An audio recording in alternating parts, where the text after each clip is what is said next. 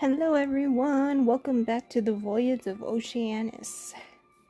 We are going to continue the story because I have not done so, and as you can see, it is Wax Artist's birthday. So that is when I'm actually doing this because I've just been really busy and then didn't have time at night to try to record it, and yeah, I just wasn't sure how long this one was going to be. We don't need that one. I am going to do this Voyage work plan one first, and then we'll go to the story. So I haven't done this because I don't know what it is, and I didn't want to press on it to see what it was, and then I messed that up. So here we go. Oh, it's this stuff. I just totally forgot about that. Oh, welcome aboard this voyage, adventurer. We will now provide you with some essential knowledge on sailing. Log in and complete. Oh, that's where the tickets come from. Interesting. I remember getting them, but I had no idea what they were for.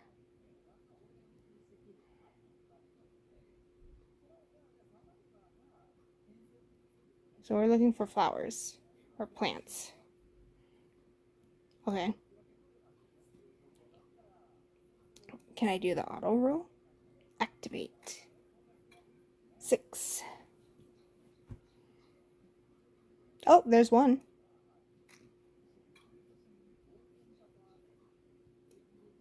Okay.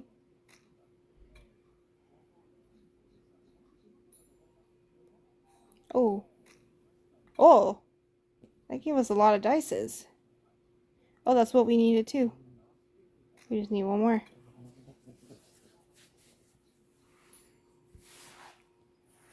Oh. Thank you.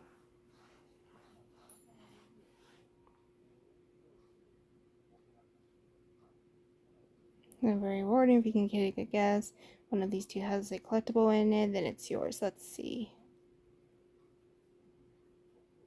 I like this one.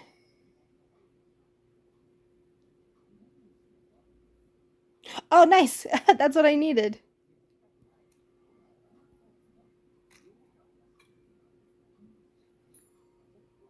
Oh, I ran into another one.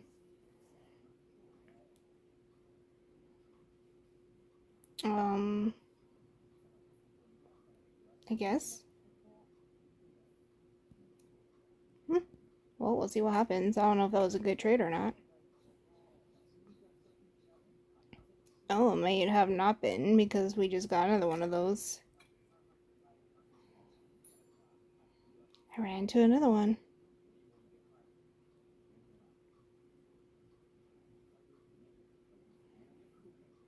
Under the boxes, on the left to collect the image on the roof.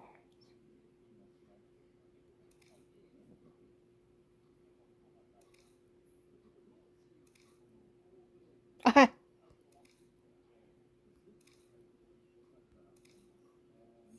Should be him.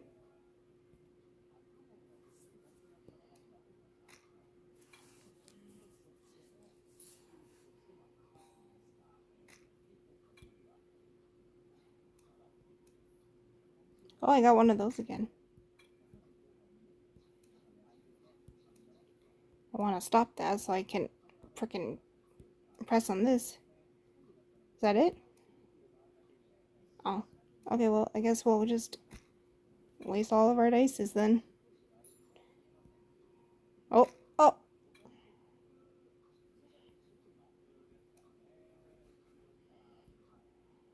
I feel like I should be reading these flowers, because what if they're important? There's nothing from collectible notes for that.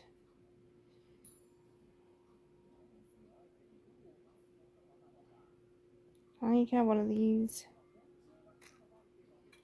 I don't know if you actually need it, but there you go, you got an extra. Oh yeah, that gave me an extra. Oh, thank you. I feel like these coins are going to be very nice to have.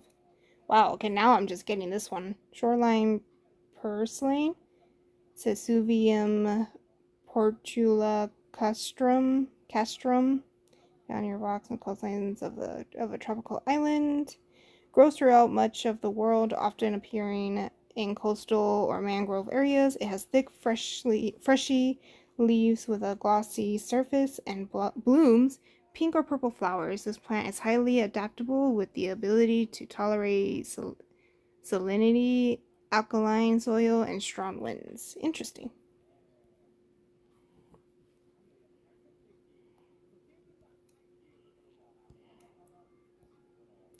Oh, so I need 3,000 to do that. Oh, I probably could have just left, right?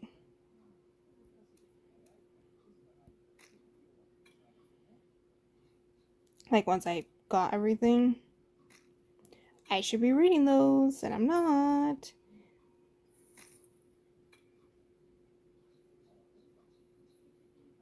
Sea lettuce. Ah, very nice.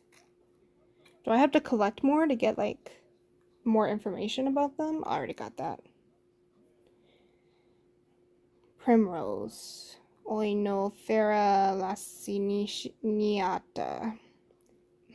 Found on sunny beach at night. Their yellow flowers and their four inverted heart-shaped petals only bloom on beaches at night for a very short period. The seeds of the cutleaf evening primrose can be used to make seed oil.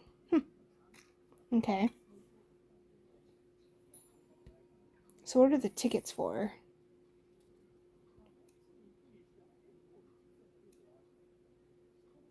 Ah. So it gives me 5 dices each time I go in, and I have 6 tickets. So I can keep doing this. Giant kelp.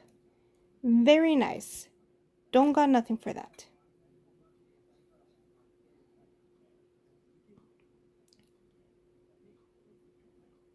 No. I don't want to send 6,000. I don't even have 6,000.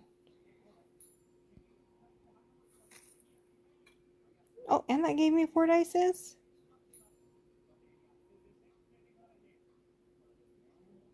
Let's see. Oh, it's this one again. Oh, that can give me 1,000. Do that. Do that.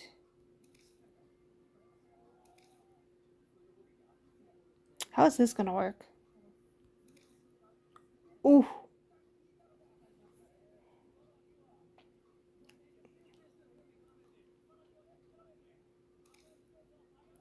Oh my gosh. So it's literally whichever I press. And if it's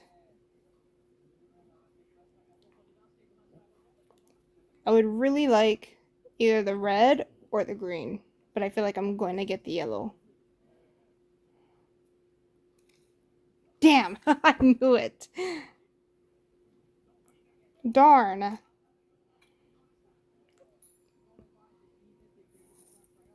I really just did that to myself, didn't I? Whoa. Holy crap, that's a lot of stuff. You can do fossils. Interesting, okay. So I have to play more just to be able to do this.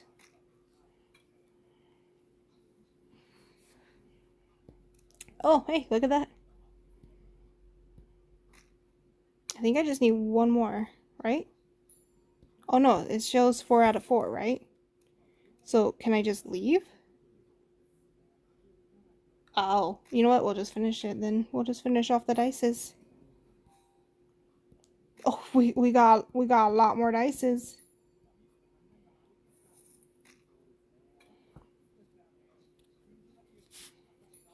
Okay, we're gonna finish this and then I'm gonna get back to the story. Hey, Dory Lover, that's Jaden, I believe, if I remember correctly. Yeah, bro. There you go.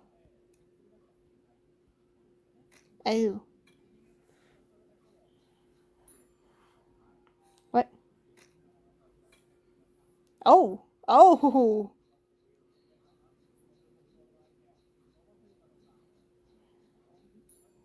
That was cool. Oh, wow. Hey, I can upgrade my boat.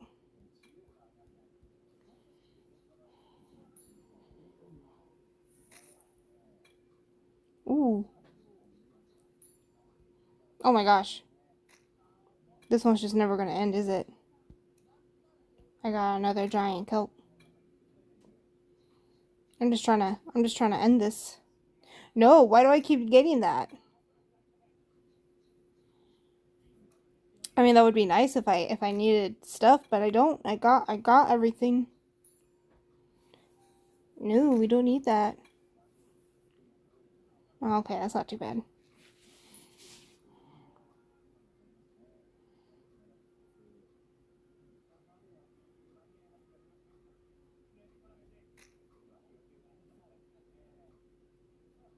Oh, I'm glad he won. Oh my gosh, that gave me 2 more.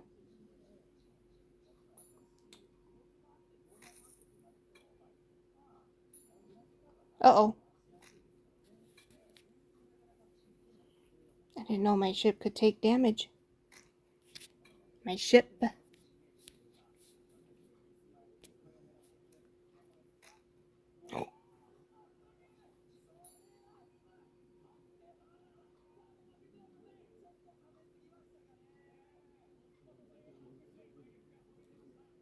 Oh.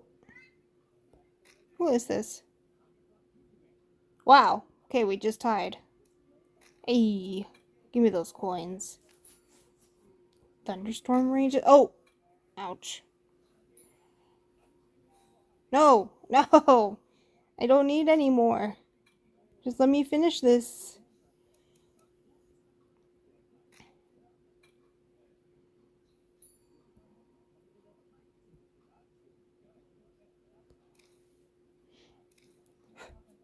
Oh. Oh. Damn. Oh, no! It tricked me.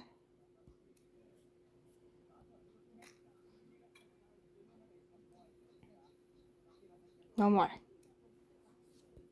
Good.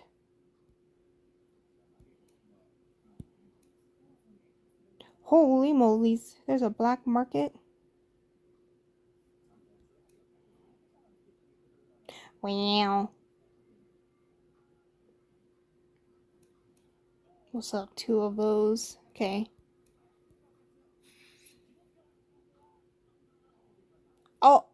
Now it needs 50,000. Oh, yeah. We're not.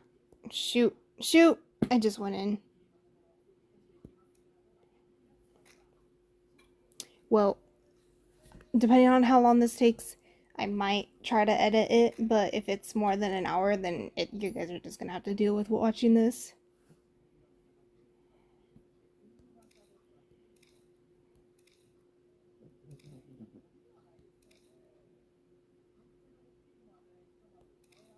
Damn it! I was gonna go for that other corner, but I was just...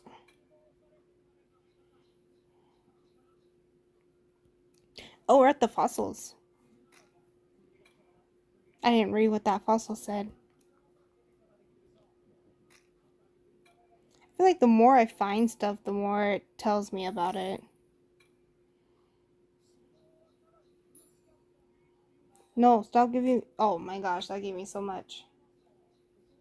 You need to stop giving me...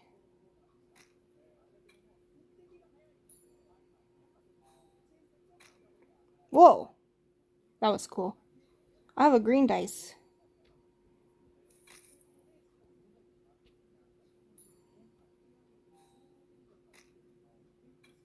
Oh my goodness. Oh my gosh.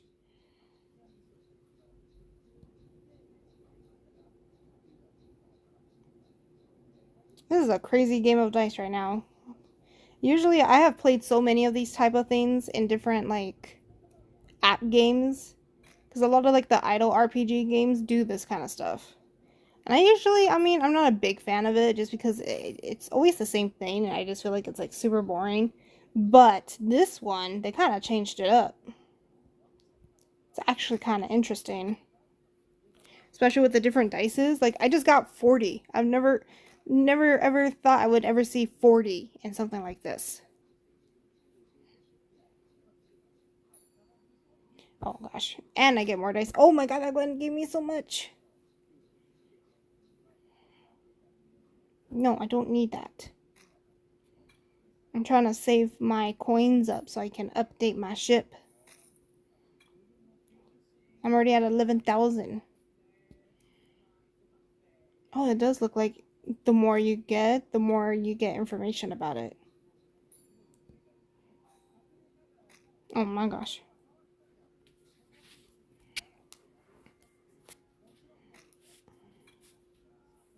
Did that not tell me about it? If I click on it, does it tell me about it? Oh.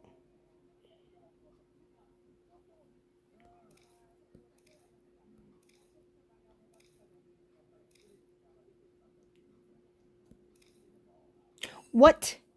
How? How?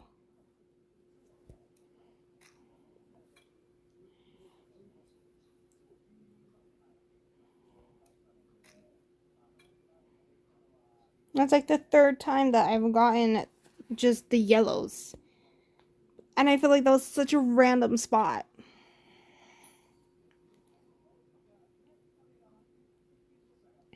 Let's go for gold this time. Oh, this is why I always pick silver. Or whatever color that was, white.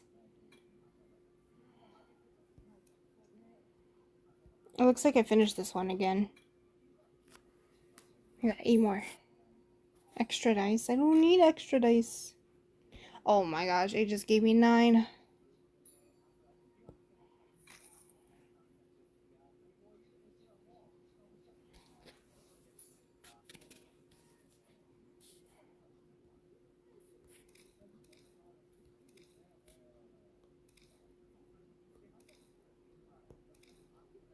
Of course.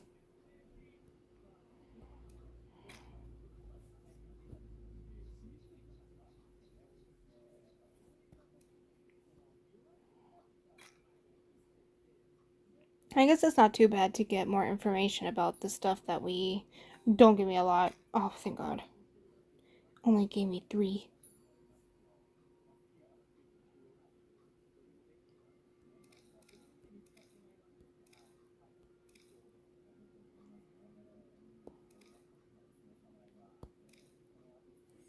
I swear. It's how? Like how? I always get the one red, the one green. No, not even the red one. Yeah, I don't know. But I'm somehow always choosing the one that has the other yellow. Like how?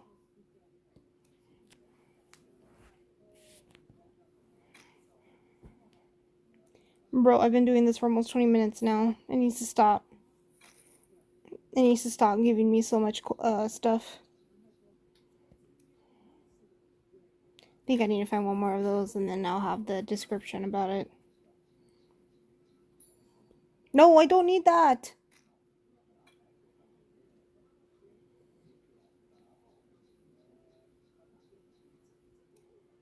That's it, right? That's it. Thank the Lords. No, okay, we're gonna leave. Oh my gosh. Look at that.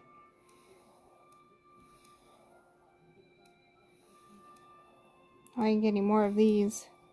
I have so many of them. So many of them. Ooh, so by tomorrow, we'll be able to get that unlock card. Alright, continuing on with the story. Chapter 3. So I guess we did Chapter 1 and Chapter 2 last time. Return of the Past. The door stands ajar, like some silent display, making it easy for all to see the chaotic scene inside. At a glance, books and notes lie scattered on the ground, and tables and chairs lay askew from their rightful position. As though beaten down by this chaos, a young cartographer lies on the floor, her face frozen in a perturbed frown. The marine engineer was accused of being the culprit, and the taxidermist and meteorologist surrounded him at the scene. With no time to verify his situation, I took a few steps closer, trying to assess the condition of the cartographer. But she's not dead. Her eyes are closed tightly, her breathing is weak, and her mouth occasionally emits a vague muttering. There is a small pinhole on the back of her left hand with a slight reddening of the damaged skin area.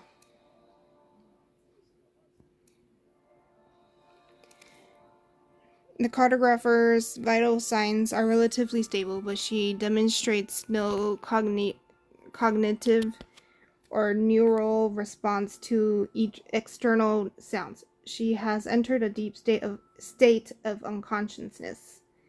Perhaps my intuition is correct. After all, someone here may be secretly harboring malicious intentions toward the cartographer. However, it is too early to say whether or not they've already achieved what they set out to do. Oh, let's do the bed. The bedding is disheveled, showing no signs of being tidied up. Very nice. Let's do the floor. Notes containing navigational information are scattered on the ground, with some of them quite far from the table. They don't appear to have fallen accidentally. Okay, and the chair. A chair is overturned in the corner of the room, seemingly having suffered an external impact. These clues in her rooms indicate that the person who left the cartographer in this state was an unexpected visitor. May I be so bold as to confirm something with you both? Did you actually see this gentleman act against the cartographer? Of course, we caught sight of him halfway through his assault on the poor cartographer. I still don't know if I'm saying that correctly, so I'm very sorry if I'm not. He was forced to give up his ghastly designs and tried to escape. The meteorologist can also attest to this. Yes, I did. The storm today really got me feeling unwell. Despite resting for a while, I'm still not doing well. When the storm finally stopped, I went to see the taxidermist. Our rooms were beside each other. She gave me a quick checkup. After that, we decided to take a walk around the ship to get some fresh air. On our way, we saw the marine engineer was leaving the cartographer's room. The door was wide open and the cartographer had fallen to the ground. Apart from him, we didn't see anyone else around, obviously. He's the most likely suspect. That doesn't prove that you guys saw him attack her. You said you saw him leaving his room. That's right. We can't really restrain the marine engineer, so we're trying to call for some help. You made it here just in time, Mr. Collector. Could you please take him away? I need to examine the cartographer. The meteorologist can take this opportunity to inform the crew. With pleasure. Oh, sorry, excuse me. I glanced at the marine engineer, now unequivocally accused by the taxidermist and meteorologist. He looks fearful, clasping his hands together, even though they did not accost him physically. The marine engineer made no attempt to escape. No resistance, no attempt to defend himself. The banquet hall was now quiet and empty, perhaps because the storm has only just calmed down and the other passengers have yet to recover from the previous turbulence. I raised my vigilance and observed him in secret all the way. But the marine engineer doesn't let slip any remarkable reactions to the situation, walking beside me like a silent shadow. Mr. Marine Engineer, do you admit to the accusations made by those two ladies just now? This question clearly touches a nerve, and the marine engineer's almost apathetically calm expression suddenly shatters. He seems to have only just realized his current predicament. No, it wasn't me. I didn't hurt the cartographer. He shakes his head and scrunches up his face, his eyes darting and his speech is fragmented and vague. I notice that his hands are also trembling. He looks both panic-stricken and guilty. If you truly did not attack the cartographer, as you claim, you must present some evidence to prove it. I was on patrol when I saw a strange dark figure enter the cartographer's room. Only out of concern for her safety did I go there to look. The door to her room was already open and I saw her lying on the ground. I didn't know what else to do. I was just going to find the doctor. But as I was leaving, the doctor and the meteorologist happened to pass by. I think that must be why they misunderstood what was actually going on. A very concise statement, but there are a few details the marine engineer blurted out by accident that I'll need to confirm clearly. Can you tell me the specific time at which you carried out your patrol? Tell me about that strange dark figure. Did you see the punctual wound on the cartographer's hand? Let's talk about the dark stranger. That dark figure, that figure must be the real culprit. I saw it enter the cartographer's room with my own eyes. The cabin windows are sealed shut and their small size makes it nearly impossible for someone to climb through. Based on your description, the dark figure would not have had a chance to leave the room after being seen entering it. But you haven't said anything about what this dark shadow figure looked like. Either the taxidermist nor the meteorologist mentioned anyone fitting that description. Because when I arrived at her door, I only saw the cartographer lying there. There was no one else around. I thought it was hiding in her room, so I searched around but found nothing. It disappeared just like that. The dimensions of the cabins are identical, as I recall the size of the various fixtures in my room. There is indeed insufficient space to hide a person completely. This vanished shadow appears only in the marine engineer's statement, like some lie designed to shift the blame. Specific time. The patrol times are fixed. It's all in the logbook. I started my patrol at 6 o'clock. Alright, so then we're going to talk about that. I didn't see anything. Maybe that dark figure did when it entered the cartographer's room before me. I didn't do anything to the cartographer. The taxidermist and meteorologist will tell you the same thing. None of us even got close to the cartographer. The marine engineer's emotions gradually intensify as he answers. He seems determined to prove his innocence, but his words are devoid of evidence, and as for the witnesses he seems to be depending on, they are the ones accusing him. I look at the marine engineer, who has already answered several of my questions. His clothes are stained with soot of varying shades, and there are black smudges between his fingers. I'm not one to judge people based on appearance. It is just that his appearance reminds me of another speculation that has long been lingering in my mind. Is it about the footsteps? Could the large, sooty footprints I found before the cartographer's doorway have belonged to this marine engineer? If he really is the shadowy culprit whose presence the cartographer felt that day, the odds of the marine engineer's presumed culpability would obviously be even greater. However, there is still a lack of substantive evidence to declare the marine engineer guilty.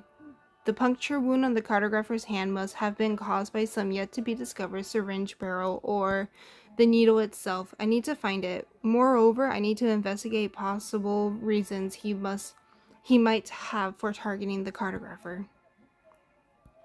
Although I had hoped to ask the marine engineer a few more questions in greater detail, the meteorologist acted quickly.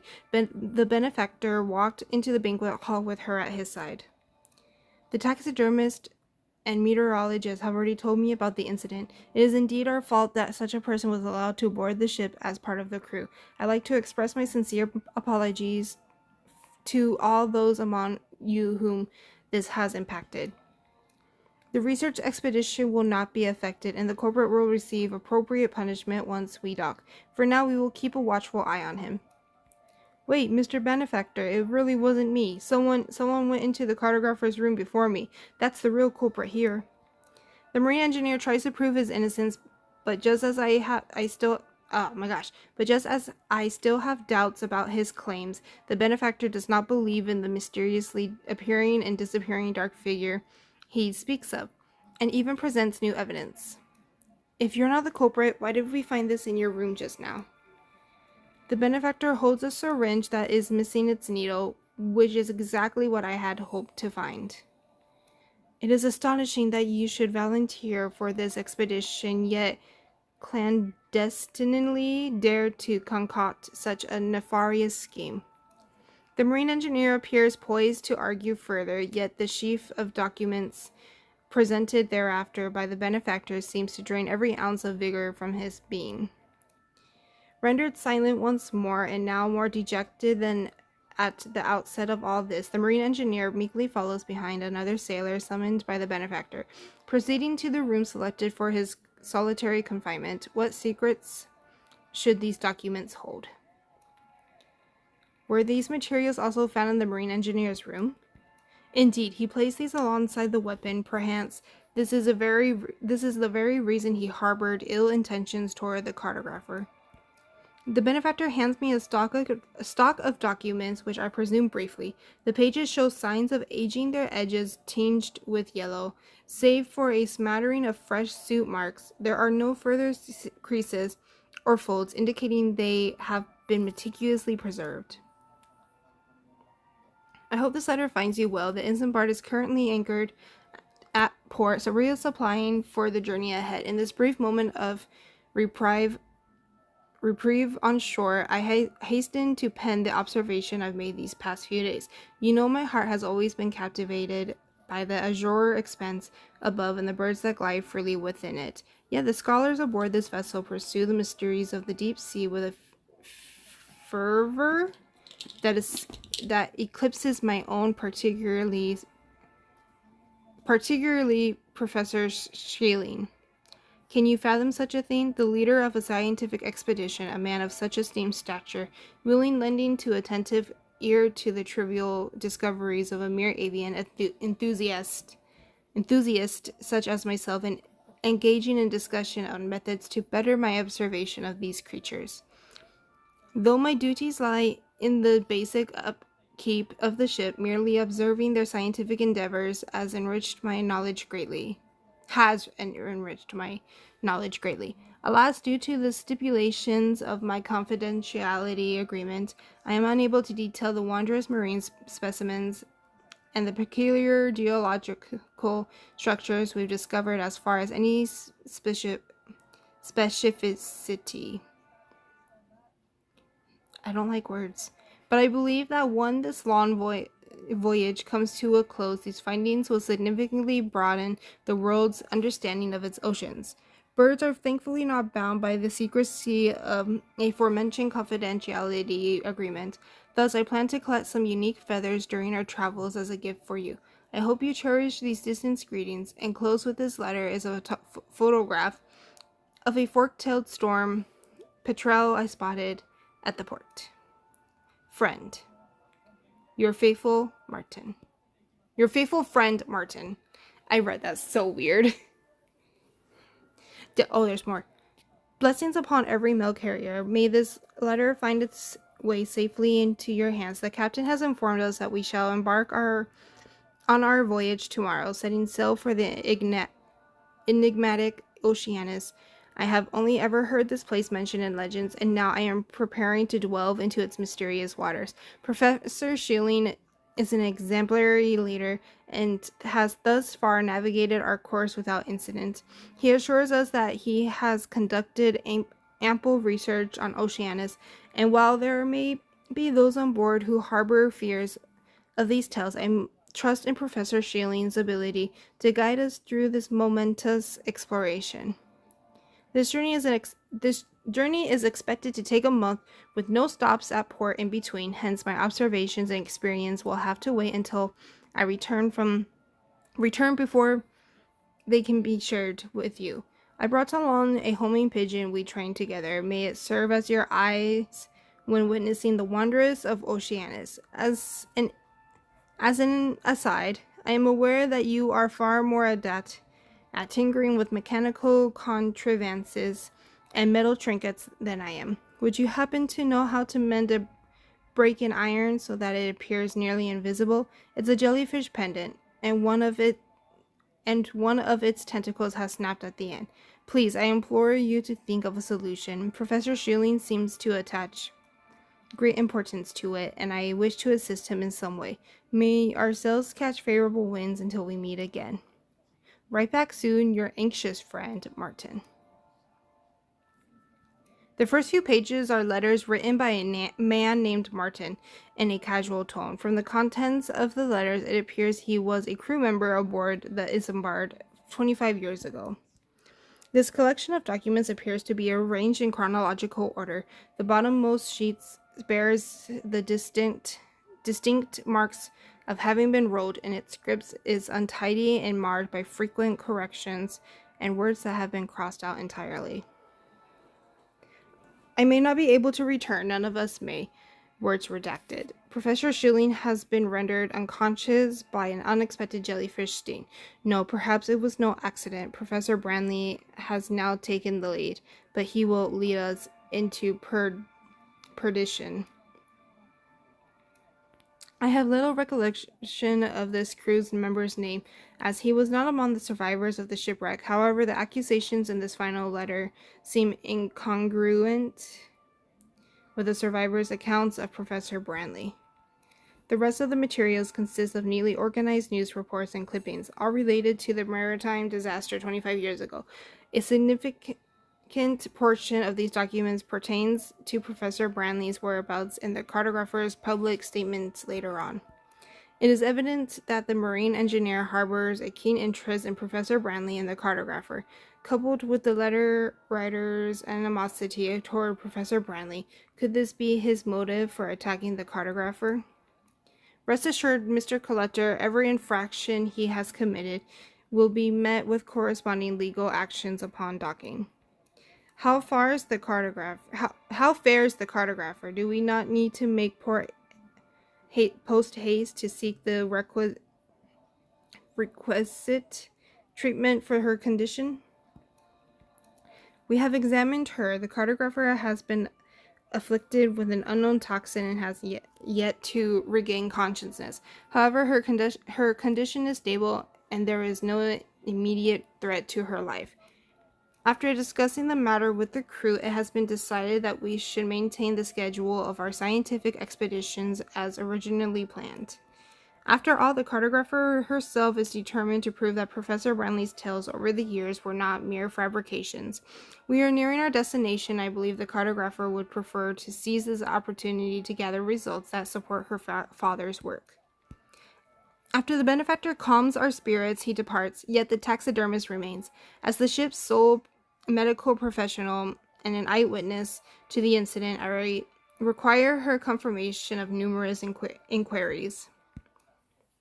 Miss Taxidermist, may I ask if there were any injection marks on the cartographer's hand when you and the meteorologist arrived at her room? Although I didn't get too close to her, I did indeed notice a puncture wound. When we arrived, the puncture was already present on the back of the cartographer's hand, which I surmise was left by an intravenous injection. Agents administered in this manner are often absorbed more swiftly by the body. Naturally, this applies to poisons as well.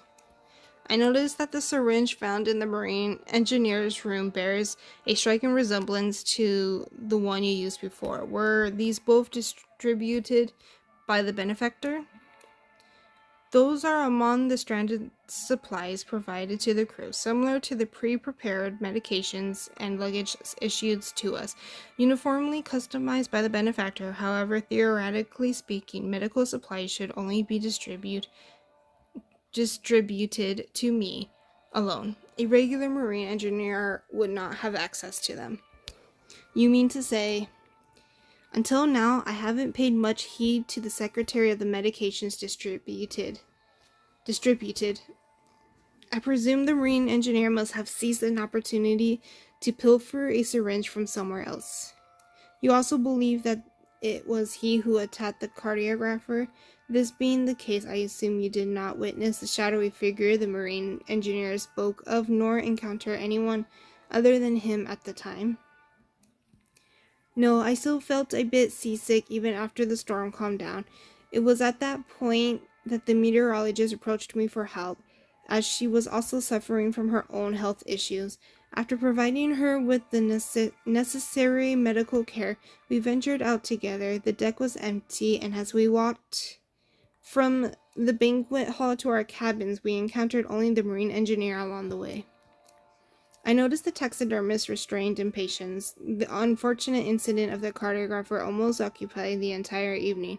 Perhaps it was weariness that brought about the boredom, or perhaps she had no interest in it. Sensing this, I promptly changed the subject and watched as the taxidermist rose to leave.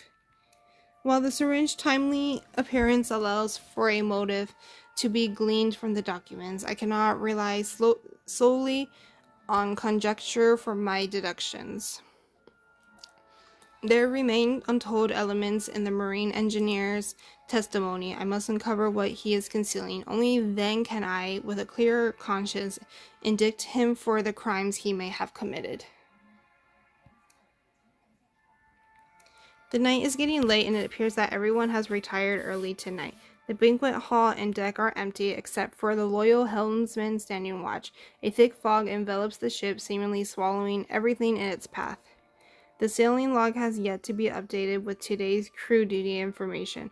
Could this oversight be a consequence of the cartographer's unfortunate incident? Despite my lingering dizziness, I forced myself to rest well through the night in order to conserve my energy for the following day's investigation. Come the break of dawn, I rise early and ascend to the deck once more. Though less dense than yesterday, the fog still obscures my view into the distance, rendering our ship a lonely floating isle amidst the vast sea. The sailing log is now current, with yesterday's duty roster noted herein. Weather conditions: storm, speed 3 knots. Easterly evening shift. Helmsman wheelhouse conducted an inspection of the ship's course to confirm the vessel's sailing progress. Stewardess, kitchen, and banquet hall prepared evening dining, tallied the consumptions of daily provisions, checked inventory, and prepared breakfast for the morrow. Marine engineer, engine room verified regular operation of the steam engine and fuel supply, and confirmed mechanical and electrical equipment to be in working order. According to the arrangement, the marine engineer was supposed to be on duty in the engine room last night. However, the engine room of the Isambard, much like many a vessel, is nestled in the stern at the very depths of the ship, a considerable distance from the second deck's passenger quarters. Indeed, it appears that the marine engineer has been harboring some secrets. As I pursue the sailing log, the voices of the helmsman and the benefactor, engaged in earnest discourse, reach my ears, signaling their ascent to the deck. Rest assured, a thorough inspection and screening of all pertinent instruments shall be conducted post haste. Oh my god, my eyes are suddenly tired. Naturally, I have the utmost faith in your professional capabilities and efficiency. The malfunctioning equipment must be addressed immediately, as it could very well impede our forthcoming research endeavors. The swifter the repairs are concluded, the better. Upon noticing my presence, the benefactor affords me a smile and a nod in greeting. Unperturbed by seasickness or any unexpected disturbances, he maintains an air of graceful composure. I tentatively ask him about the issues plaguing the ship's instruments, to which he responds with the same composure, betraying no sign of distress or concern. Though yesterday's storm spared a vessel hull, it did bequeath some inconveniences in its wake. A portion of the instruments malfunctioned as a result. The helmsman endeavored to perform emergency maintenance on them, mending and reactivating the components critical to our investigation, yet certain devices essential to the research work remain, not retain, to be fully repaired and collaborated. I wonder if my telegraph device, which only came back to life after several attempts at restarting it, might also have been affected by the storm's fury. Did you stay in the wheelhouse all night? I did. Following the storm's cessation, myriad? I've seen that word before, but I don't ever really have to pronounce it. Issues beset the ship. At that juncture, he reassigned our course and attended to the machinery repairs. Oh, my English. Indeed, from the onset of the storm, the helmsman remained in the wheelhouse. His expertise as a mariner is unparalleled. In such foul weather As we encountered yesterday, even with a clear chart, it'd be a daunting task for any other sailor to navigate away from the tempest clutches.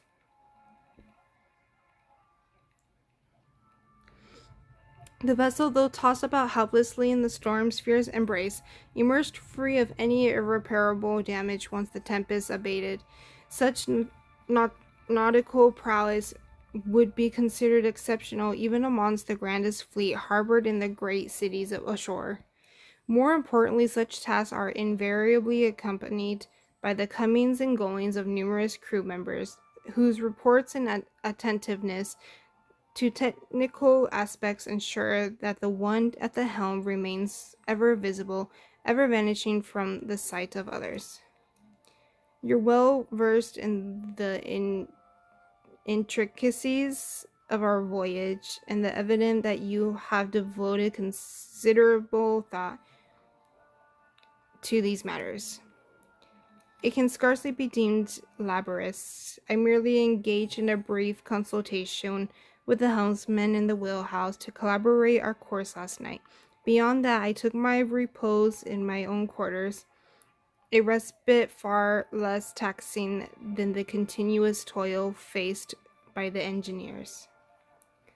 Before the questions can even pass my lips, the benefactor preemptively elaborates on his whereabouts last night, as though sensing what's coming.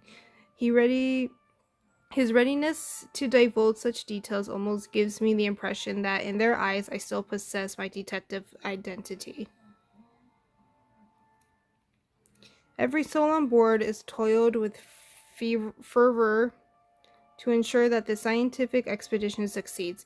Given our current speed, we are expected to arrive at our final destination this afternoon. The heart of Oceanus once graced by the research team of a quarter century past. Yes, I must say my anticipation of our imminent arrival has reached an uncontainable degree. While my passion for marine life is not of an extraordinary nature, the web of information acquired since embarking on this voyage has coalesced into a nebulous conjecture. Perhaps the key to unraveling all these contradictions lies within the enigmatic expanse of this oceanic region. Through the benefactor's more pronounced gestures and elevated tone during our conversation, I can discern a fervor, not typically observed in his demeanor. Amidst the general seasickness and lethargy induced by the storm, he seems to have regained a measure of vitality. Not wishing to dampen his spirits, I echo his enthusiasm for marine life before excusing myself to visit the room where the marine engineer is being held. The room in which the marine engineer is being detained is readily identifiable due to being the only place constantly patrolled and surrounded by several sailors. The door is neither locked nor bolted and is surprisingly open to me upon my request to meet with the marine engineer. It seems the guard's orders are solely to confine the gentlemen within rather than restrict entry to others. However, when we meet, I am taken aback somewhat. The marine engineer has become visibly haggard and exhausted in the span of a single night. Melancholy seems to have grown within him, and in the span of our brief exchange of pleasantries, he displays a distant, absent-minded air, his fingers trembling uncontrollably all the while. His state of mind is hardly conducive to my request for answer, surpassing my consternation. I delve straight into the heart of the matter. Mr. Marine Engineer, can you please tell me what really brought you to the cartographer's cabin yesterday evening? Your duties would not have called for a patrol at her door because...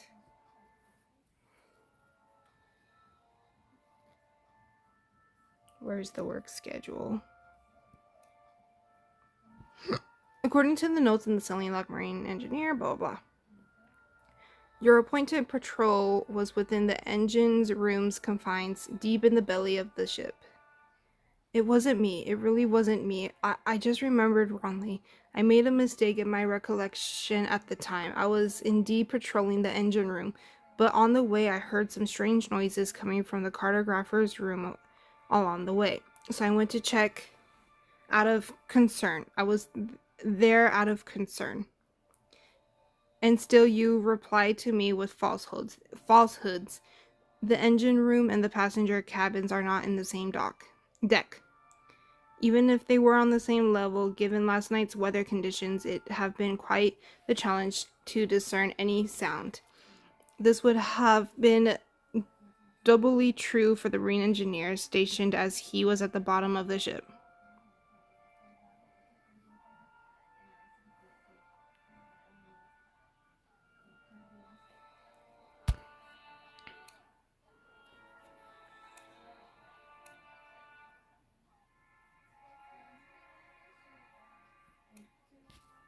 There was the storm. It had been difficult to hear anything amidst last night's storm.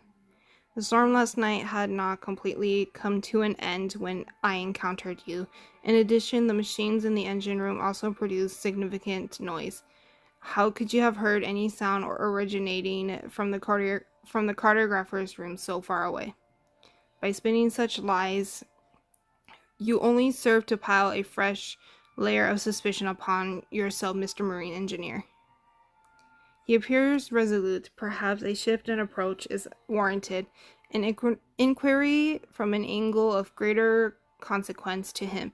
His trip to the cartographer's chambers could not have been without intent. His true purpose lies hidden within. The evidence that illuminates the marine engineer's motivation is...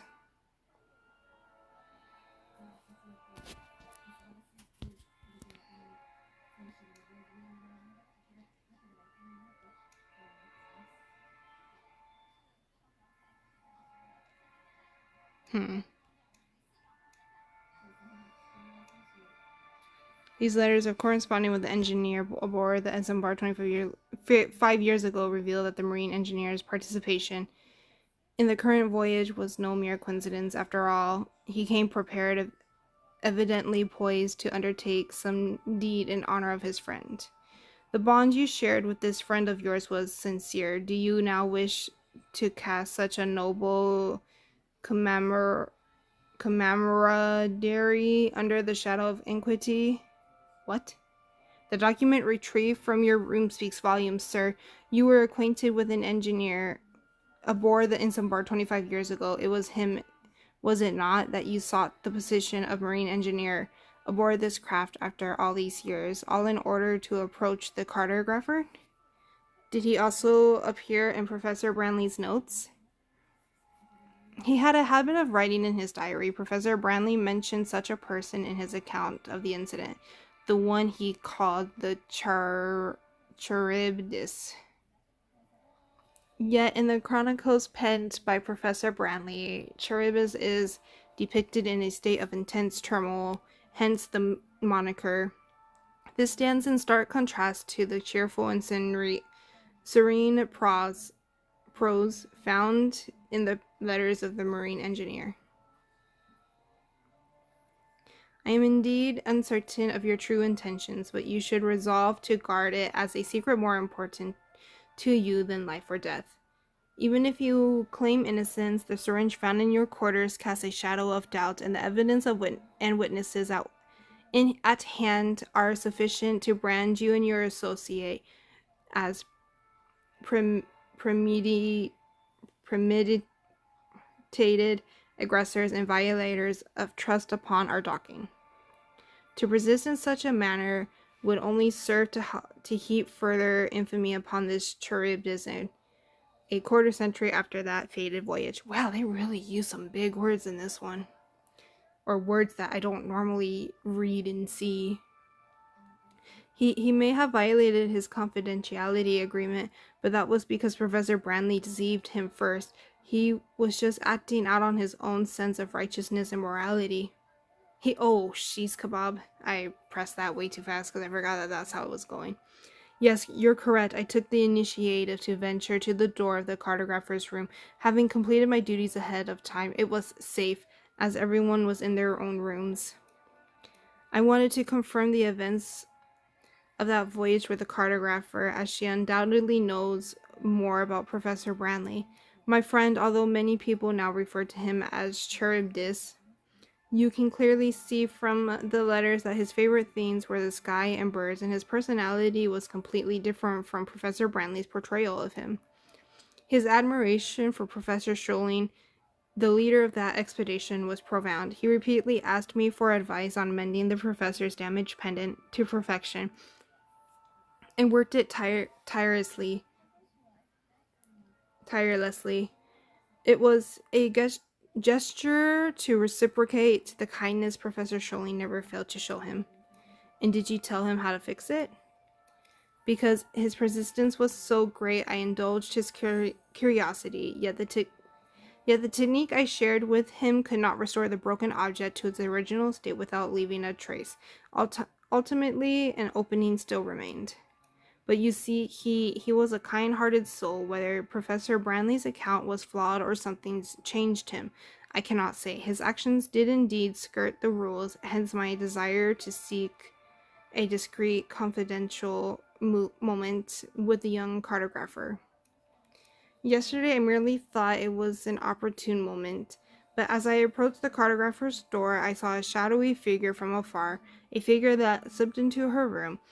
I was afraid I might bump into someone else, so I hid myself and watched for a while. No one came out of the room, and I felt a compulsion to confirm the situation. Upon approaching, I discerned the cartographer's door to be ajar slightly, just a mere slither a gap, through which I heard the sound of an object falling to the floor. Worry besets me, and thus I thrust open the door. I pushed open the door. I pushed and it opened it and saw the ocean and mist gathering. No, I saw Branley. He appears to have found himself lost in memories, though it is more like he has been plunged into some torturous nightmare. Do you still remember what time it was? There are clocks in every room. As you pushed open the door, did you happen to notice where the hands of the clocks pointed at that moment? At that moment, the clock on the wall, its hands were like a vertical line. It was 6 o'clock.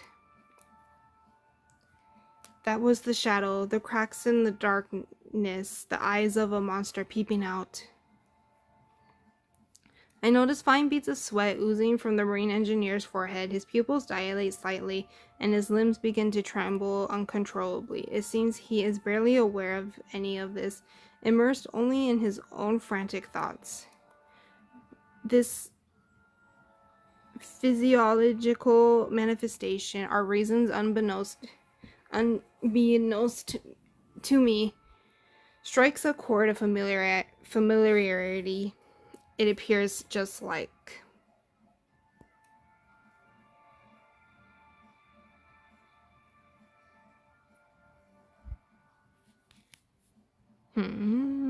Jellyfish?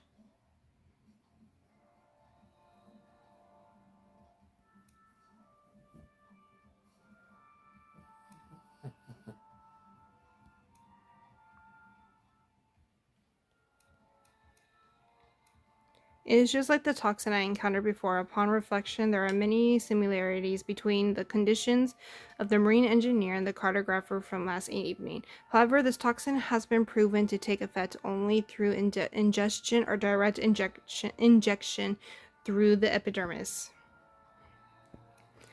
If the source of the cartographer's affliction lies within that syringe and the puncture wound on her hand, what then of the marine engineer's condition? His current state transcends mere nerves or dreads, and such tremors of the limbs are not easily feigned.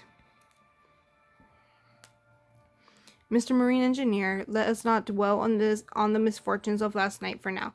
Upon departing the banquet hall, tell me, did you return to this chamber? Has anyone administered to you any kind of medicinal injection? Yes, that's right. I came straight here. They forbid me from returning to my own quarters. No one stopped by save for you, and also the stewardess who delivers meals thrice daily as per the schedule. I am bound here, not free to depart at will. Indeed, ingestion via the esophagus is far more subtle and untraceable approach compared to injection. Moreover, aboard a vessel on the high seas, controlling the quality of food consumed is far simpler than on land, where choices abound. Upon the Marine Engineer's departure last night, a thorough search was conducted, preluding the possibility of him bearing poison upon his person for self-administration. Had he possessed such a toxin, it would have served as paramount evidence against him. Thus, the most likely purveyor of this vile substance must be none other than the stewardess. The Marine Engineer has yet to fulfill his objective and would not be so hasty to end his own quest for truth. The present circumstances rather suggest that someone wishes to silence him. Perhaps this someone is the true culprit seeking to harm the cartographer. To substantiate this hypothesis, I must first seek out the stewardess for confirmation. Oh, chapter 4. This is really long. Except for during the storm, I can see the steward is diligently preparing food and drinks nearly every time I walk by the banquet hall. Today is no exception. Good afternoon, Mr. Collector.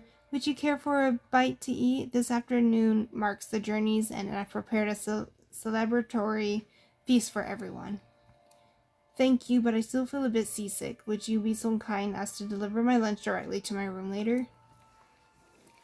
Absolutely. Your well-being is paramount after all. In the absence of any peculiar preference, we shall initiate the meal service at approximately 12:30. Will there be any difference between the dishes delivered and the ones served here? Certainly not. Rest assured, all the dishes are made at the same time. We only send out some for delivery later. I am responsible for preparing the Marine Engineer's meal, so I might not be here around noon. You can tell the attendant if you need anything, or you can wait for me to return it. I thank the stewardess and watch as she continues to busy herself with provisions. Tampering with food prepared in a mess like this would be difficult. If someone wanted to poison a particular dish, the chance would probably only arise during the portioning and delivery process. Despite numerous chances throughout the process, the stewardess has an airtight alibi for the previous evening.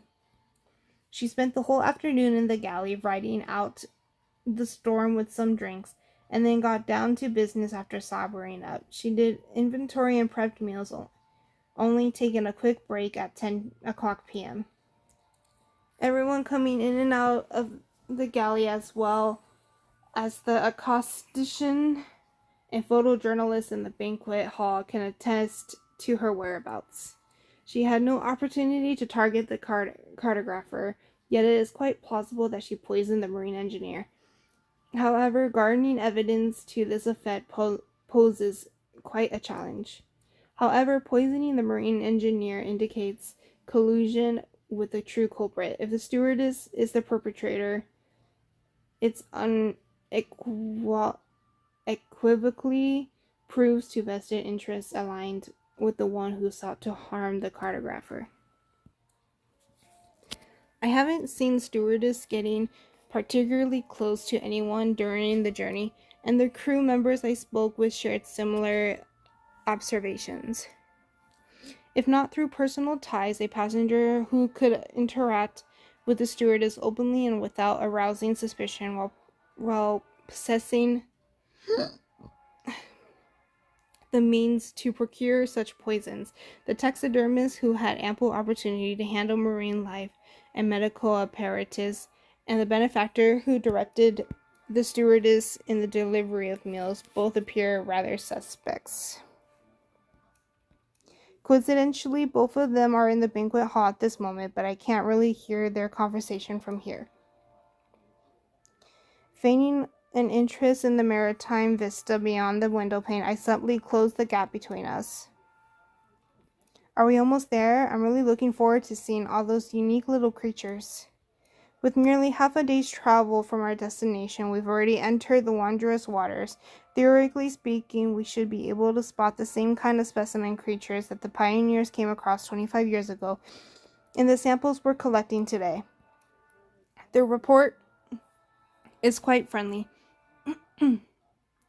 Not only now, but also when I previously observed the taxidermist sharing the traits of newly discovered marine creatures with a benefactor. I glanced at the device they picked up during their conversation, its needle steadily resting on the mark. I've been watching the others in the banquet hall since I've become suspicious of the provisions on the ship. Besides looking lethargic, many showed symptoms like trembling fingers or unsteady movements. The acoustician could not steady his pen. The photojournalist nearly stumbled on flat ground, and even I, who had previously paid little attention to it, observed that my own fingers trembled slightly when I tested their steadiness, moving beyond my conscious control. But the hands of the taxidermist and the benefactor looked as stable as ever. Mr. Collector, you've been observing us for quite some time now. Are you also interested in our topic of discussion? Indeed, after overhearing fragments of your conversation, I couldn't help but conjure up images of what the heart of Oceanus might look like. The cartographer and I also indulged in such reveries together. It's a pity she cannot be here to witness this with us. You have a warm heart. I've just inquired with our benefactor here. It seems we'll likely stay at our destination for about 7 days to carry out routine scientific sample collection. Given the cartographer's current rates of recovery, she may yet have the chance to behold the wanderers of Oceanus for herself before our return journey commences. Very good, not just a matter of passion for me, but rather one of empathy. I too wouldn't want to miss treasures acquired at such a high cost. Even as seasickness sets in, I ponder whether it could hinder the journey ahead. Seasickness, you mentioned? You're not alone in approaching me about it. The extended voyage and the recent stormy weather have certainly made things worse. I have some common remedies on hand. If you need them, feel free to use them. Thank you very much, but we cannot replenish our supplies in the middle of this voyage, are we not? Do we still have enough medicinal reserves remaining? Well, on this front, we owe our thanks to our generous benefactor. Though the containers and packaging may be replicas from 25 years ago, the medicines themselves are brand new. They're effective and plentiful in supply, so again, should you feel unwell, do not hesitate to seek me out. Was the antidote given to the cartographer included among the medicinal preparations?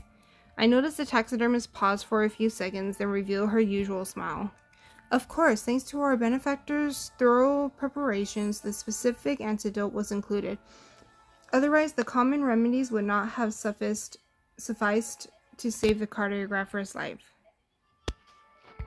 The taxidermist, though most acquainted with syringes and the extraction of toxins, could not have acted alone against the cartographer yesterday evening. Moreover, a pivotal piece of evidence suggests that even if she were the culprit, she surely had at least one accomplice.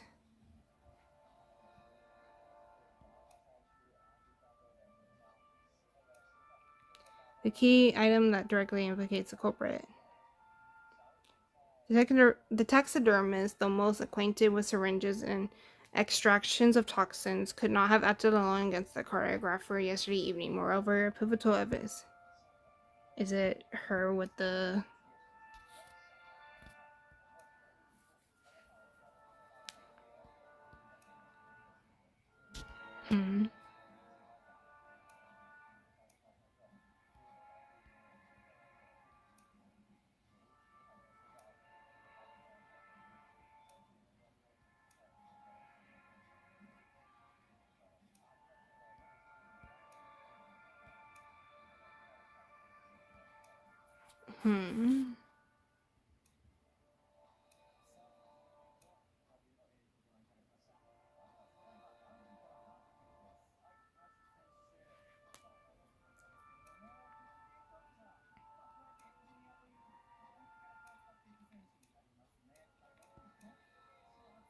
so I don't know.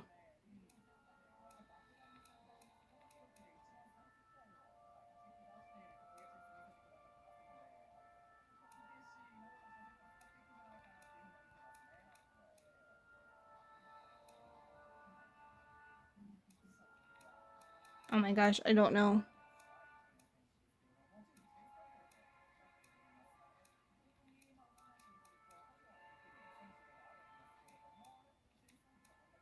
Oh, that woman was right. It was the syringe.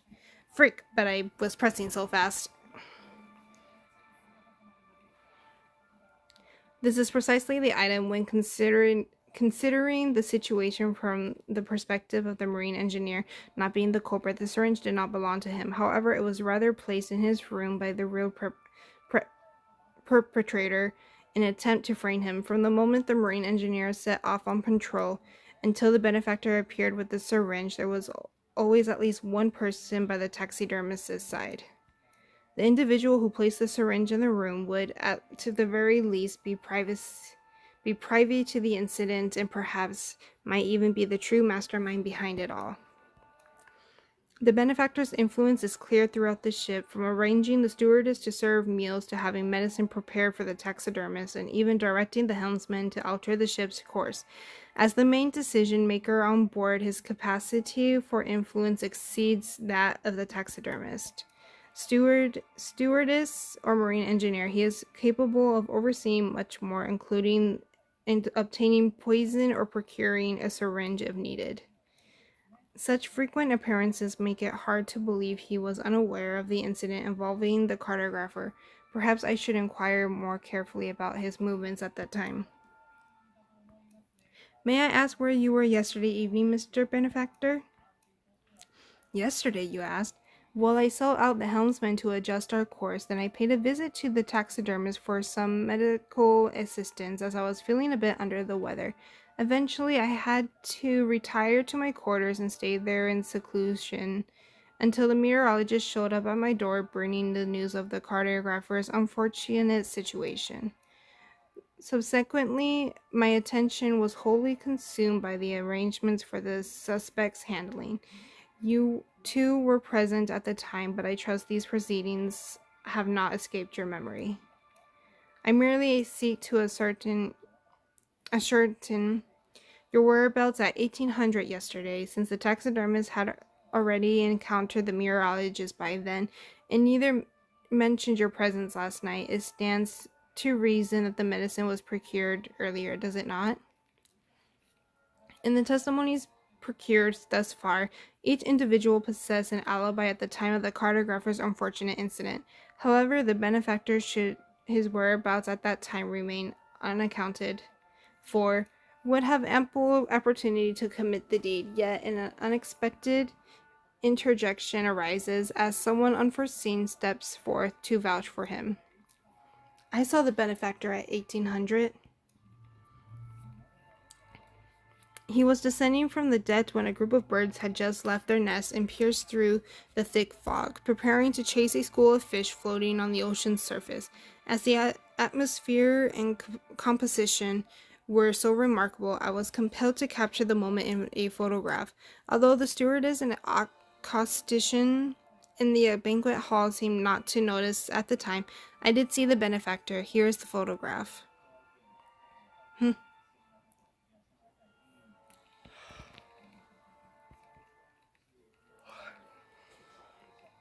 Similar to the position in the photograph of the taxidermist I saw the day before yesterday, it seems yesterday's bad weather did not sway the photojournalist from her customary habits.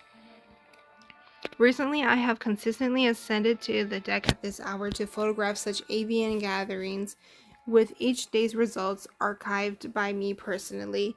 This serves as incontrovertible proof that this particular image was indeed taken yesterday. Is this to your satisfaction?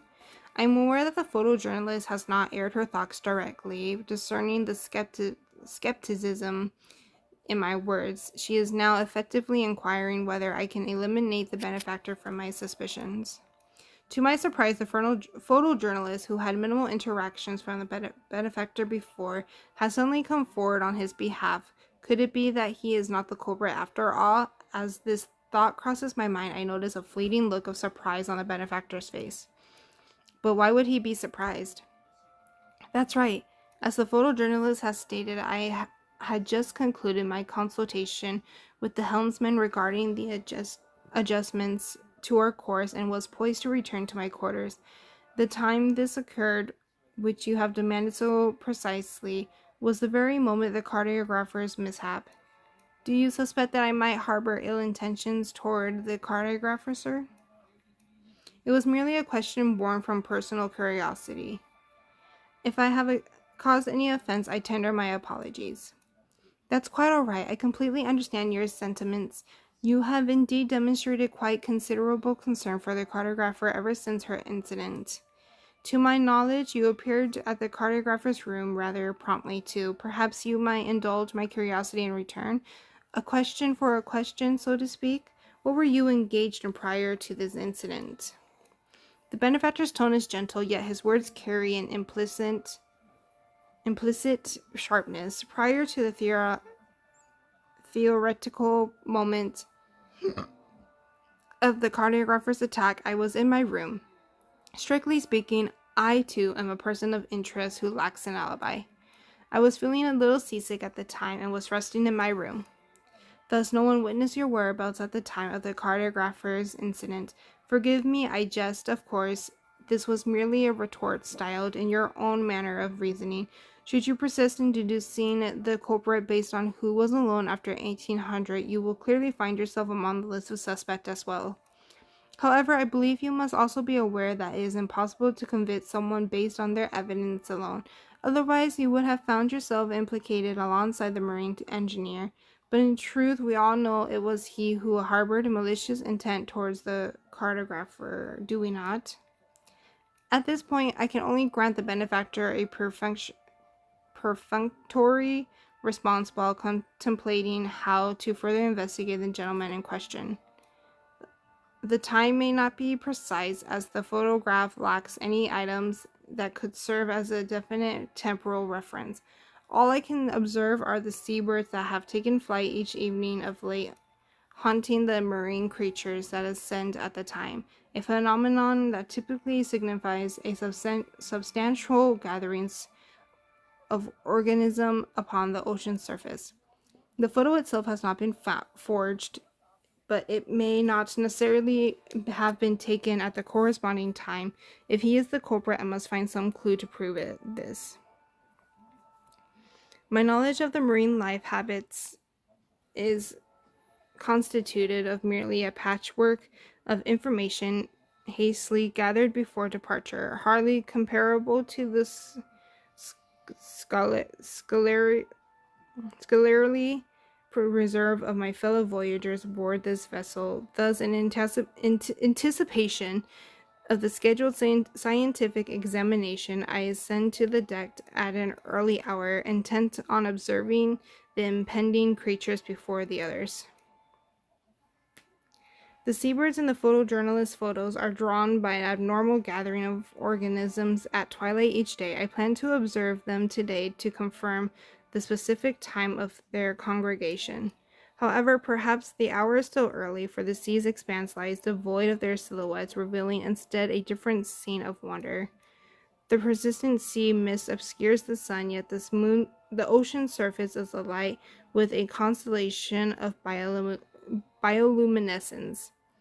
These delicate specks of light mingle with each undulation of the waves, casting a beautiful radiance upon the flowing waters. Amidst this dance of water and light, a few transparent jellyfish bladders can be seen, also bearing a faint glow. The ship glides over a sea shimmering with light, a vision of dreamlike enchantment, yet my mind is not lost in its beauty. This scene portends that we are, in theory, nearing our journey's end, a conclusion the benefactor must surely share. Good afternoon, Mr. Collector. You've arrived quite early. We have now entered a final leg of our voyage, the heart of Oceanus. I hope the sea here does not disappoint you.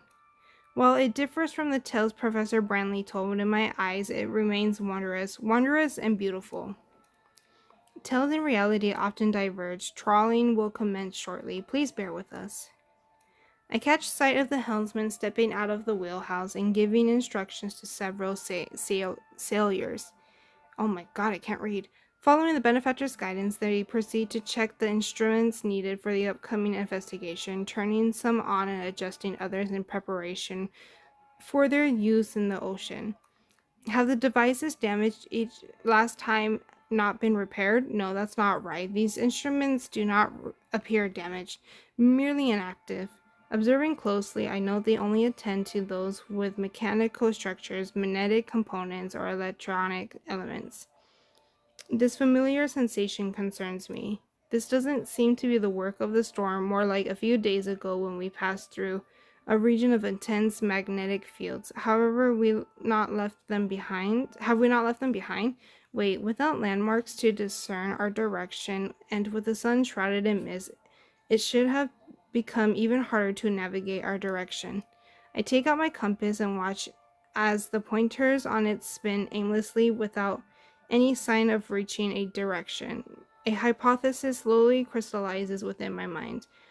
Though the map charts a singular passage through a domain of potent magnetic forces, a ship, after all, is capable of altering course. And by some stroke of chance, yesterday presented just such an opportunity for deviation. The tumult of the storm could not have been falsified.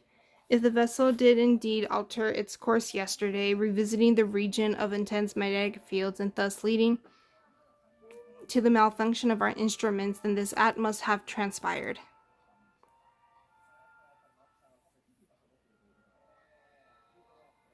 Visiting the region of intense magnetic fields and thus leading to the malfunction of our instruments.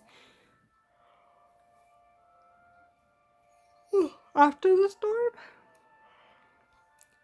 the shift in course must have occurred after the storm. The tumult of the waves masking the vessel's angle, the impact on the instruments rendered inoperative by the strong magnetic field, was conveniently attributed to storm-induced malfunction.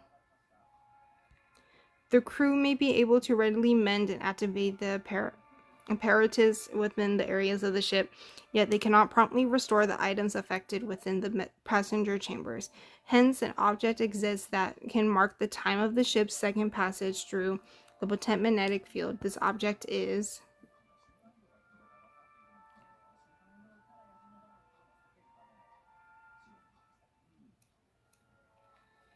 the clock in my room stopped at 18:30. This change was not made known, and perhaps from last evening at 18:30 or even earlier, the Isambard's actual route deviated from the one previously charted. And this deviation means that all samples based on the marine environment and biological ecology we previously visited may be invalid. For example, I may be able to prove that crucial piece of testimony false. The photograph? The photojournalist claims to not have observed an abundance of plankton surfacing at the time, nor the school of fish that followed, just seabirds in flight. From this, it was deduced, based on the patterns summarized from the previous days in these waters, that it must have been 1800, the moment before the creatures fully emerged. But in truth, if one were to consider that condition that the vessel had already altered its course away from this region, the conclusion that it is not yet 1800 and the creatures have not fully appeared would seem contradictory. Can this thing almost be over? After observing the seabirds for several days, the photojournalist had unknowingly developed a sense of their habits. Without a clock, she used the behavior of these creatures as a natural time indicator. However, the actual time this photograph was taken was not 1800, and the photojournalist's daily routine caused her to overlook the clue hidden within their photograph. In this photograph, two details differ from the previous day's image. The benefactor's coattails were blown to the right by the wind. The flock of birds was captured in flight toward the left side of the frame, with some with fish and shrimp clasped in their beaks. Compared to the photo taken by the journalist the day before, although the birds in this photo are flying in the same direction, many seabirds hold fish and shrimp in their beaks. In the photo taken on the 19th, the skirt of the taxidermist is swept to the left by the wind, meaning this image reveals a starkly different scene from her appearance in this photo. The wind directions did not change between the 18th and 19th, hence the only plausible cause for the discrepancy observed in the photograph on the 19th must be that the Isambard altered her course by then. Soft footsteps whisper through the silence, drawing even nearer until someone stands by my side. Mr. Collector, we're about to arrive at the heart of the Oceanus. What's it that troubles you so? Mr. Benefactor, whether by mere coincidence or some fateful design, we are the only two souls on the deck at this moment. Even the sailors who had just been assisting with the equipment seem to have gone to other parts of the ship. You're the one who visited the cartographer's room last night and attacked her, aren't you? What on earth compels you to say such a thing? The photojournalist vouched for me just now, did she not? Clearly, the photojournalist is unaware that this vessel made a pivotal turn last night. The time she estimated was incorrect. After all, when she took that photograph, the Isambard had already passed through that intense magnetic field once again, hadn't it? With regard to both your refutation of the photojournalist's I don't like big words this late at night. Account for this fabrication to the ship's course. Without evidence, please do not speak so recklessly. Of course, I possess evidence to support this assertion. The evidence that proves the contradiction present in your photograph is... I don't know. I'm tired. Perhaps I should reconsider.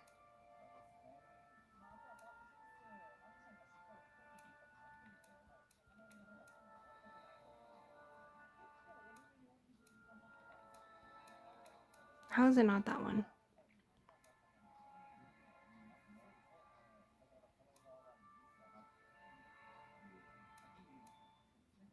Aha!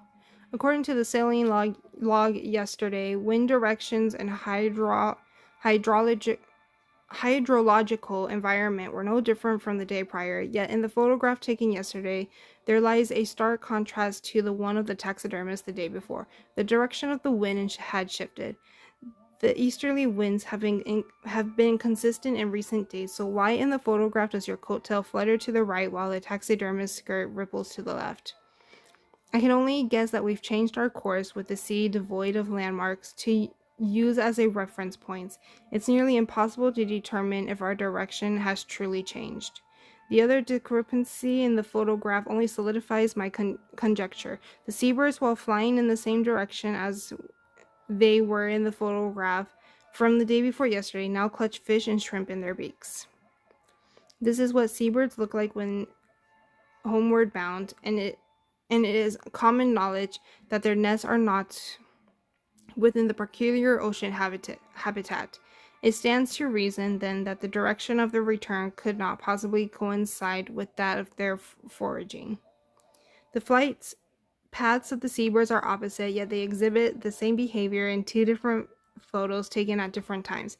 Taking into account the earlier issue with the wind directions, I can't find any other explanation except that the Isambard made a turn yesterday. Mr. Collector, your profound understanding of ship navigation and marine ecology has indeed exceeded my expectations. Perhaps in the cartographer's absence, you could lend your expertise to verify the course of the Isambard? My throat is so dry. Are you admitting that the Isambard indeed executed a turn yesterday? Such a maneuver would render the alibi in this photograph provides for you null and void. This photograph has taken after the ship once again traversed the area of intense magnetic fields, and the timing of which I have finally verified. The clock?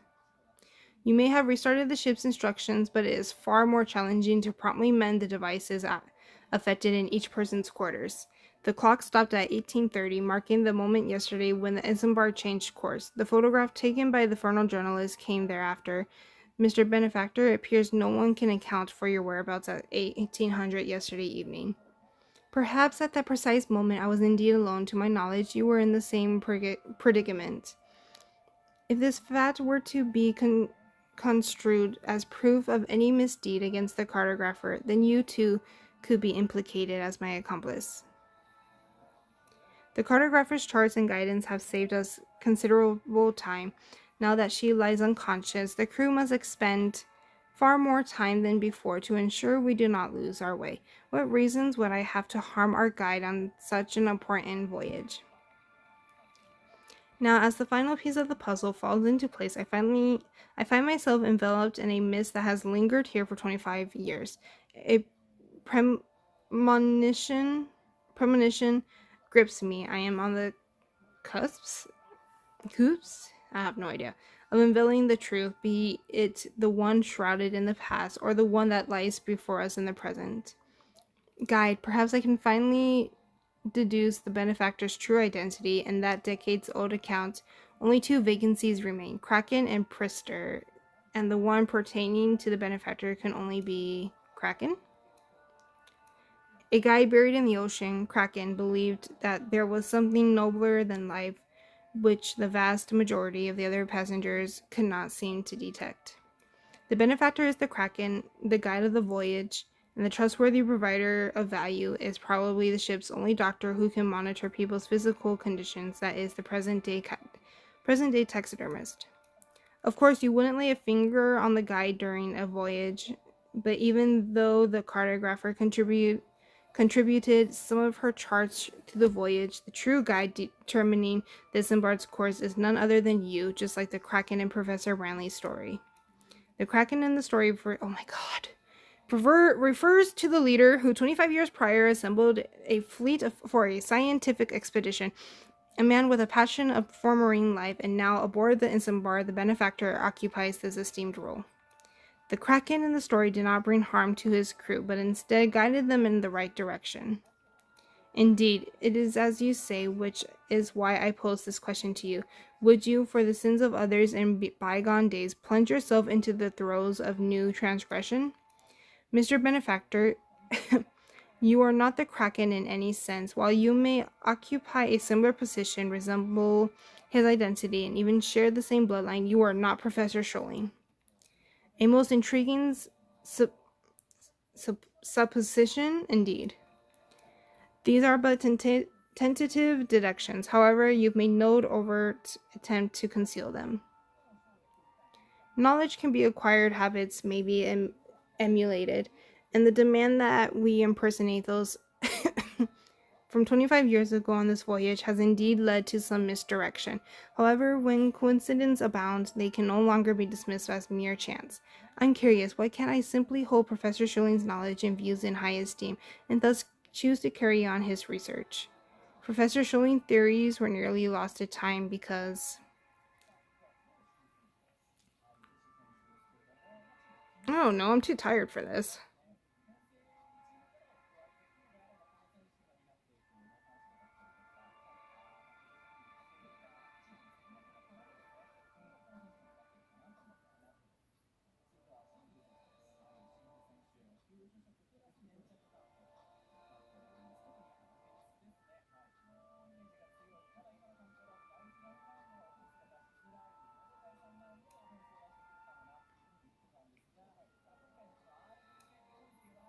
Professor Schilling and all of his students perished beneath the waves 25 years ago, and the academic world mourns the loss of his teachings to this day. Professor Schilling had a young child, however, perhaps due to the child's tender age, subsequent reports scarcely mentioned much about them. Now, 25 years later, that child has grown up and is presumably around the same age as you, Mr. Benefactor. Many young scholars end their studies and enter formal research at this age. Are your conjectures then solely based on age? Certainly not. Your conveyed preference and actions resemble Professor Scholling's, and possessing ample resource to reconstruct the Isambard, even providing the others half of the sea chart for the cartograph to restore in its entirety. These crucial documents were difficult for unrelated parties to acquire in truth.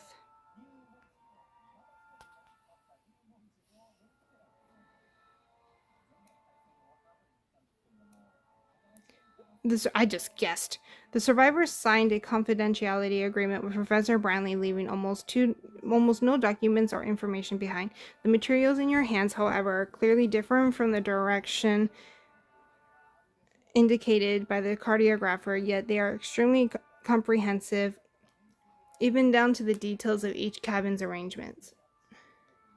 To this point, one might argue that you have unearthed some secret documents that have never been disclosed to the public, yet the jellyfish-shaped brooch upon your chest, I presume, is a reimagined version of the cherished pendant symbolizing the familial legacy once held dear by Professor Schilling. Indeed, his necklace, due to Professor Schilling's fondness for it, left a lasting impression in academic circles. I'm so tired. I merely recreated a similar ornament based on their recounted designs. So you will allow me to look at the back of this brooch. What do you expect to find? A mere conjecture. There ought to be a singular and distinctive mark on Professor Schilling's jellyfish pendant. Oh, this one I know.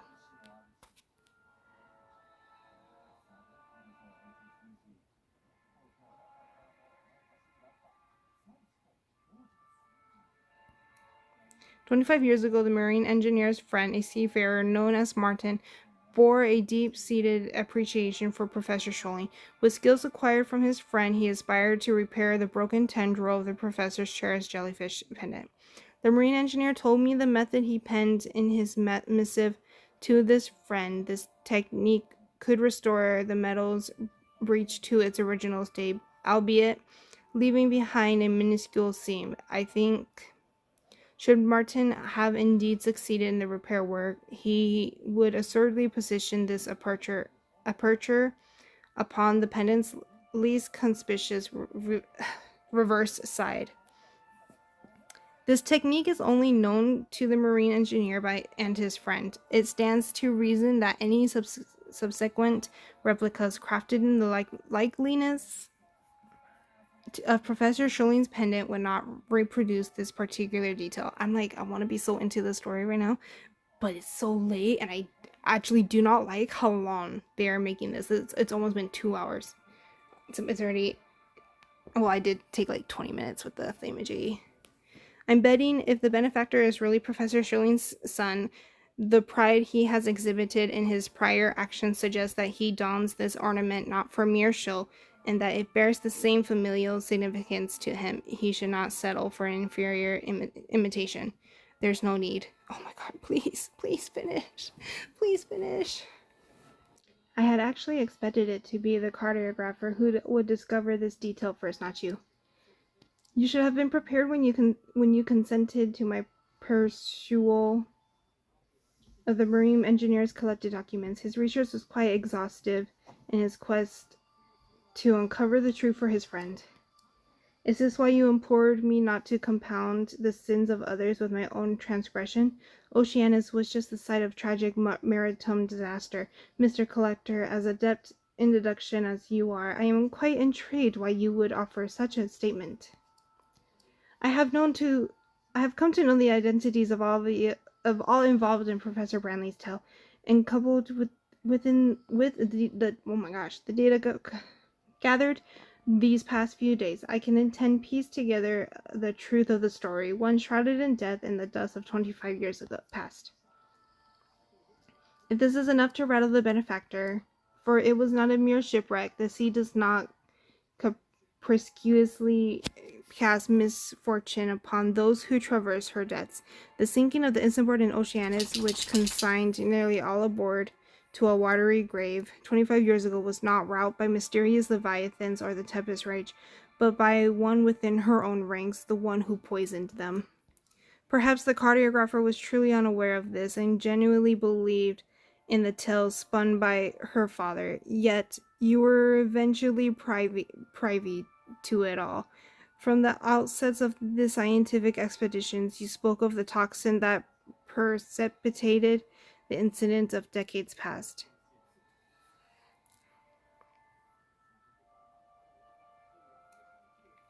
The hallucinations were caused by trace toxins inherent in these creatures.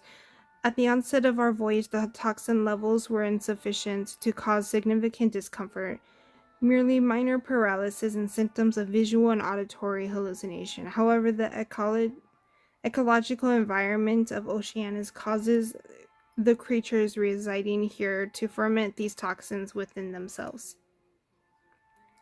Professor Brantley may not have been entirely untruthful in his narrative, as those fantastical beasts and the roars he heard could very well have been the reefs we passed and the sound of the waves in the storm. Indeed, Professor Schilling was an exemplary guide, leading everyone to the heart of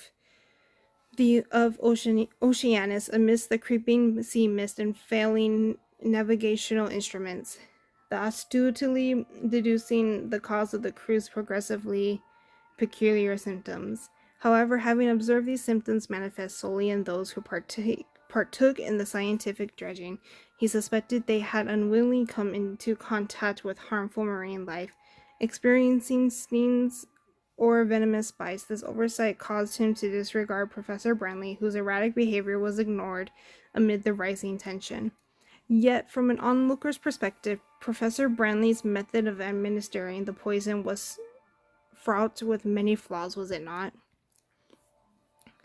Indeed, Professor Schilling's own mishaps during his scientific collaboration activities, an accidental sting perhaps, may have indeed swayed his judgment regarding the cause of the other's poisonings. Moreover, the act of placing a used syringe in the fellow passenger's quarters is hardly a masterstroke in terms of framing someone. Since you, Mr. Benefactor, are aware of the truth from 25 years ago, assembling a scientific expedition is strikingly reminiscent to that fated voyage, and returning to Oceanus, was it all just to reenact the tragedy of yesteryear once more? Applaud. A truly splendid deduction, Mr. Collector. Your ability to maintain such lucid thought and corresponding bravery to this point is indeed astonishing. After all, given the medical data acquired from the routine pre-departure check and the dosage of medication administered to you since setting sail, you should have lost your wits by now, just like the others. In the process of my reasoning, I had already become cognizant of this fact. The unprecedented sluggishness of my thoughts, compounded by the dizziness Brian carried in the misty sea breeze, amplifies this sensation. The sea, aglow with phosphorescing, seems to churn into a vast vortex, while the shadows cast by the stays writhe as if to break free. I muster every ounce of self-control to shift my attention away from these strange events and focus on my meeting with the benefactor. I do not like the words in this story. I have never seen so many large words that I don't ever use much in everyday life. I hope that you would not seek to punish old crimes with new. I trust that revealing the truth of 25 years past would afford Professor Schilling far greater solace than the demise of the cartographer. Your concerns are unfounded, for this voyage was not orchestrated for the sake of some fleeting emotional gratification. Having experienced my new formulation for yourself, do you not find the effects of these refined toxins far superior to those from 25 years ago? The cartographer should indeed be grateful for the legacy bequeathed by her father. Beyond half a sea chart, she stands as a testament to Professor Brantley's scholarly pursuits. Although her resistance to the toxin caused a minor mishap in my plants last evening, she will continue to be assistance to me in the days to come. As for you, detective, your deductions end here. The jellyfish you seek dwell at the heart of Oceanus, the final destination of the scientific expedition 25 years ago, do they not? If you wish to have even a hope of finding them, it would be prudent to refrain from further harming the cartographer. The charts you navigate are flawed, steering you into the maw of uncharted waters beyond your control. You need her. The entire ship counts on her expertise. Since you've already deduced that I had the Isambard make a turn, can't you see what now remains? This initial half of the sea chart provided to the cartographer unfortunately contains some errors, but we have already made the necessary adjustments. Although he speaks of misfortune, a slight grin spreads across his face. This telltale sign of deception clearly indicates that this was his scheme all along, a cunning ploy to keep the full truth of the chart from the unsuspecting cartographer.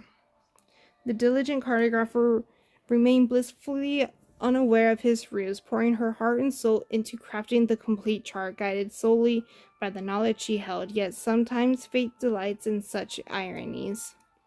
If only it were not for the other regrettable error regarding the chart.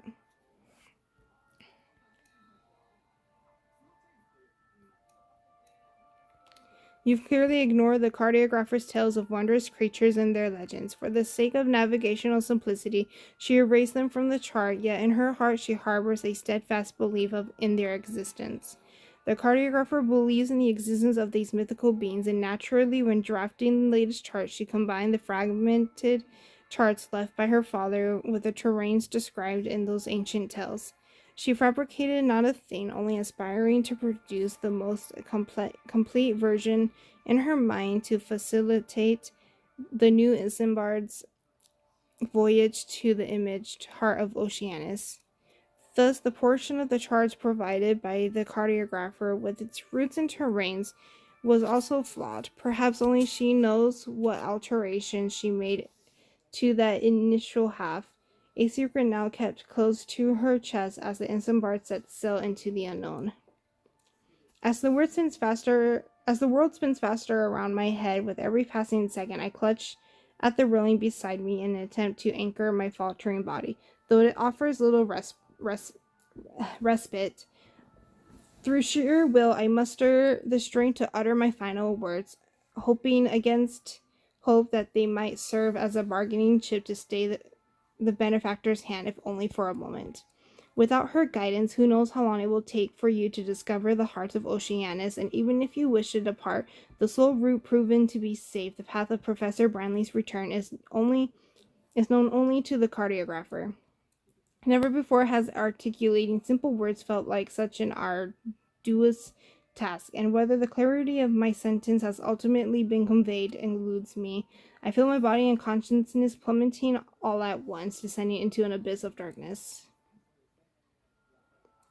Oh, thank goodness. My goodness. Oh my gosh, and then... Oopsies. Oh. So we get her tomorrow, because today is Tuesday. Yes, today is Tuesday. So we should be able to get that skin tomorrow. Look at him, he's so handsome. Oh yeah, I can do that. I'm gonna do that later. And we already did all of that. Well, that was nice. Sorry for that weird cutoff. Oopsies. Interesting. Sorry for that weird cutoff. I did have to stop it because I had to, even though my mouth is dry, I drink a lot of water beforehand, but talking so much it made it dry again. But I had to go to the bathroom. But yeah, sorry for that. Anyways, let me know what you think. This story, I kind of like it in a way. I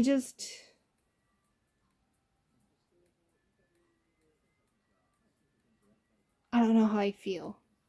I think doing this late at night while I'm like half asleep and stuff, like it started off pretty good. I kind of wish there was more to it. I feel like this was really rushed in a way.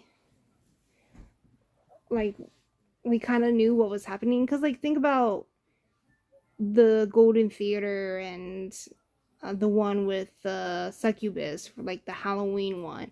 Like those were great stories, especially because it involved death. And I mean, even Luca's story with the fireworks and stuff at the mall place with amethyst touches and everything. Like those stories were great, and I felt like they took their time with it, which I feel like they should have done with this one. I think because they fit 4 chapters in 2 weeks pretty much. They fit 2 chapters in the first week, and then they fit these next 2 chapters in this week. Um, it feels like it was kind of rushed, and other than the cartographer being tagged, I don't even know if that's how it's pronounced. I know it's like something to do with maps. I don't know. I don't know. I definitely love the animation though that they did for composer and stuff. Like that was really great. But we'll see what happens. I do love my truth and inference stories though, so it's not my favorite truth and inference story, but I don't hate it. So yeah. Anyways, let me know what you guys think if you read through it and stuff, or if you're hopefully listening to mine and my broken English, because I just cannot speak sometimes, and when I'm really tired and the words get a little fuzzy, it's kind of hard to read. And then just trying to talk and read at the same time and trying to hurry up because these stories last like an hour and 30 minutes. Sometimes a little longer. Who knows? But yeah. Anyways, bye.